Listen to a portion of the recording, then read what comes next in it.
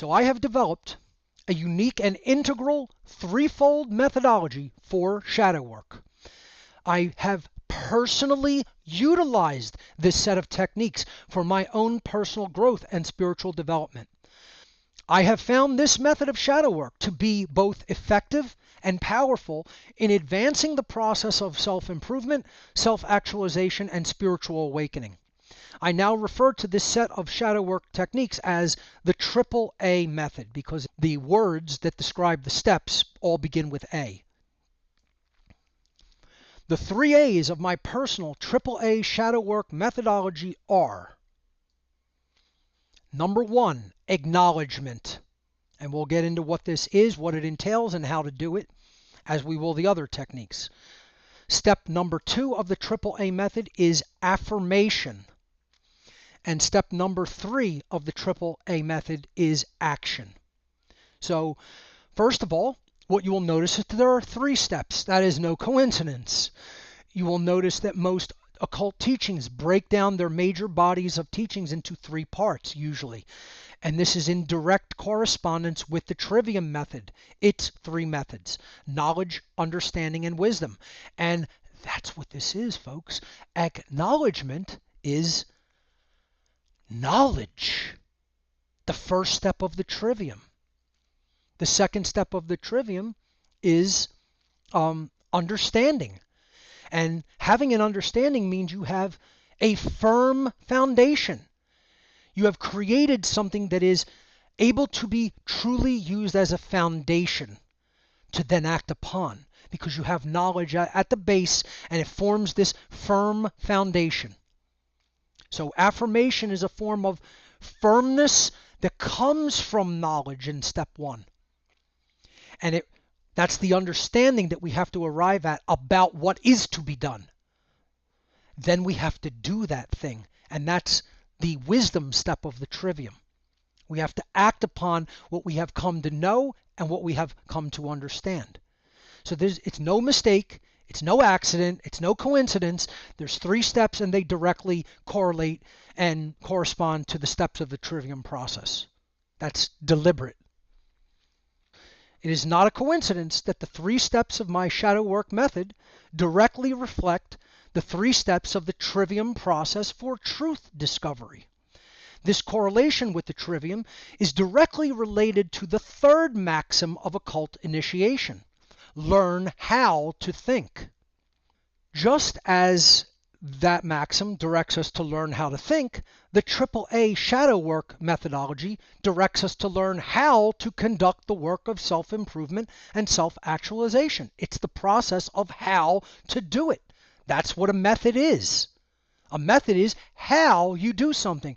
Just like the TRIVIUM will lead us to the truth, the AAA method will lead us to true self-betterment and actualization. So the grammar stage, or the knowledge stage of the TRIVIUM method, is gather the facts, the data, the terms, the basic skills, etc.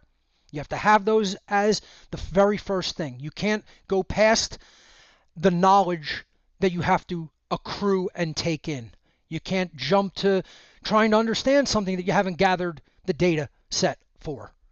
You certainly don't want to go to rhetoric, which is action, before you've gathered the grammar and done the work to understand what it means through logic.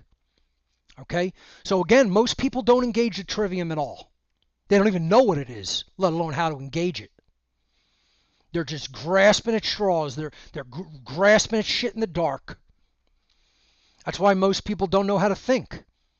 They've been poorly taught in the government-run indoctrination centers, and then they want to think somehow, without delving into this occult work and really doing it for themselves, that they're suddenly going to come out of that level of ignorance.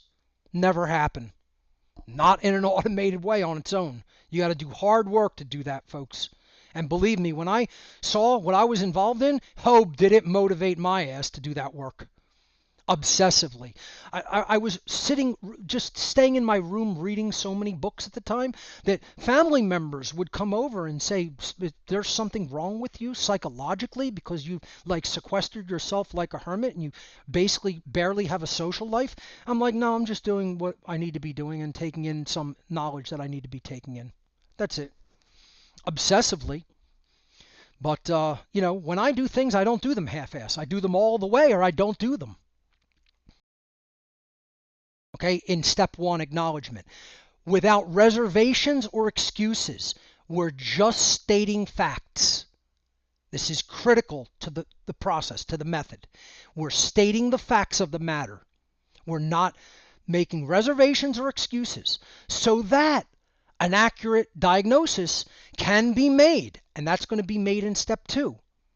And then we can begin to change for the better.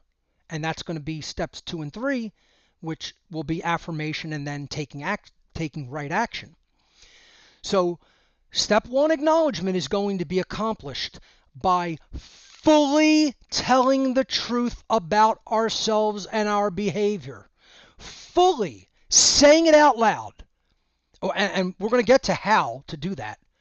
There's an actual technique for how you should actually say that aloud to yourself. The truths that have to be told to yourself and the questions that you have to be asked, that you have to ask to yourself. Okay? You have to say them aloud in the room to yourself. And we're going to get to how to do that. Okay? Let's look at the second step of the AAA method that corresponds directly with the logic or understanding step of the TRIVIUM process. So step 2 is affirmation. In affirmation, in the step called affirmation, we arrive at an accurate understanding, that's its correlation to the TRIVIUM process, of what must be done to improve ourselves and the specifics of how we must change. So we're not doing it yet, but we're acknowledging what has happened and how we are. In step 2, we are making an affirmation in order to understand what must be done. So we have to say what we will do. And then in step 3, we're going to actually lay out the methodologies and the steps and procedures for doing what we know must be done. So understanding is step 2, and that comes through affirmation. So we're going to understand what must be done and the specifics of how, the ways that we must change. Therefore, we must fully understand the action that must be taken. And we must make a full commitment to bringing that action into manifestation. That's what an affirmation is. It's a commitment to do something. You're not doing the thing yet, but you're stating aloud through an affirmation that you will commit to that action. And then step 3, of course, is the actual behavior, the actual real world manifesting of that action. Step 3, action, is where we convert the knowledge that we have gained from a proper diagnosis. So again, the knowledge comes in step 1, acknowledgement. Say the truth unapologetically, without reservation or excuse. Number 2, understand what it means. Understand what must change. Make the affirmation through a commitment to change. Step number 3, actually put in the work and do the behavior in the real world. After you've gathered the knowledge and the understanding for an accurate diagnosis. So it's where we convert knowledge that we've gained from the proper diagnosis and the understanding of the requirements which we must meet. You have to understand the requirements for change. And that's when we have that, then we can convert that knowledge and understanding into right action in the world. So the AAA method is simply a refining of the TRIVIUM process in shadow work. You could apply the TRIVIUM to just about everything in life. My AAA method applies it to the shadow work process. This is accomplished, the action stage, by actually performing the behaviors which are required for us to improve and to grow as a being. You don't just understand what went wrong. You don't just affirm to do the right thing. Then in this stage, you're actually going out and changing your behavior and doing the right thing. And that's where the rubber meets the road, folks. It meets the road. The rubber meets the road through action. Not through what you know, not through what you say you know or say you understand. It's about what you're willing to do. So, getting, again, a little bit more preparation before beginning the physical methodology, okay, is prepare the physical environment. The physical environment. We talked about the mindset to prepare, and now we're going to prepare the setting, the actual physical environment that we're going to do this work in. At least the first two stages of the work, obviously. Okay, so because the action stage may require other environments to enter or to go into or interact with, right? So at least the step 1 and 2, we have to make a private and non-distracted space in which we are going to engage in acknowledgement and affirmation. The physical environment in which you choose to conduct shadow work is extremely important to the success of the work. The very first step in preparing your environment is to make sure you have total privacy. Now, once again, we talked about that briefly earlier. That can be very difficult for people with large families. Again, you would have to either go somewhere else and have someone, take care of the family in the interim, or you would have to, have at least enough space in your own home to sequester yourself and do the shadow work in private. But you think you're going to do this in the middle of a living room with kids jumping all around the place, forget it. That will be a complete detriment. You're not going to do this in a work environment because you work so much you don't have time. You're going to have to make the time to be private. So it requires total privacy, number 1. While shadow work could potentially be done in a group setting as far as multiple people attempting to help themselves do it, that is not the specific method I am exploring in this seminar. I'm not saying it's impossible.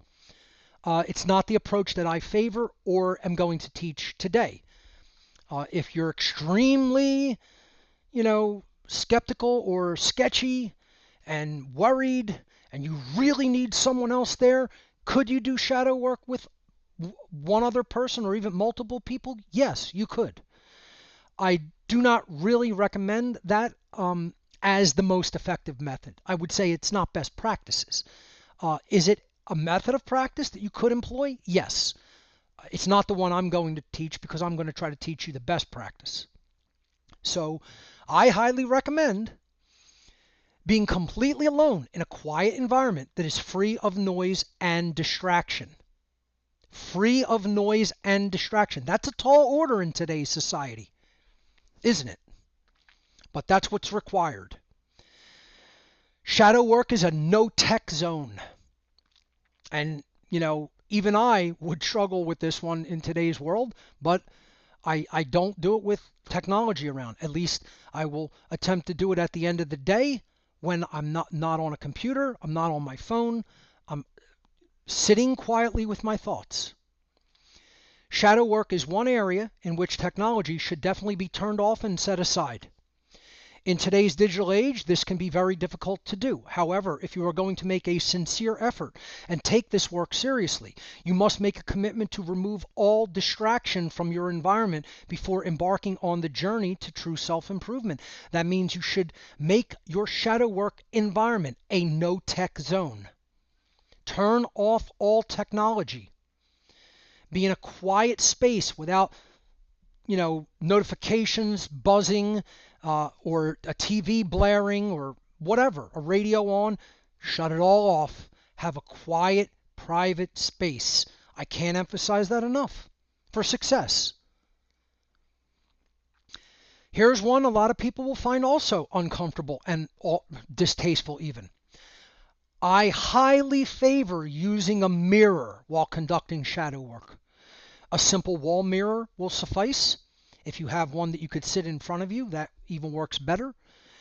It will definitely make the entire experience more introspective if you can look at yourself, and will literally make it far more difficult for you to lie to yourself while asking yourself difficult questions about your choices and your behavior. Believe it or not, this is proven that if you look at yourself, you are actually less likely to tell yourself lies. This is why people will often not look at somebody if they're going to lie to them. They'll glance aside, and it's a tell, okay? So having a mirror there is really going to increase your chances of success. Any type of mirror will do, but it will be even more effective if you are seated in front of it. That's the best method. So Could you use a wall mirror and stand? Yes, you could. Could you lay in bed and just hold a mirror? Yes, you could. Could you sit in bed and put a mirror in front of you? Yeah, you could. Seated in a chair in front of a mirror is the best practice.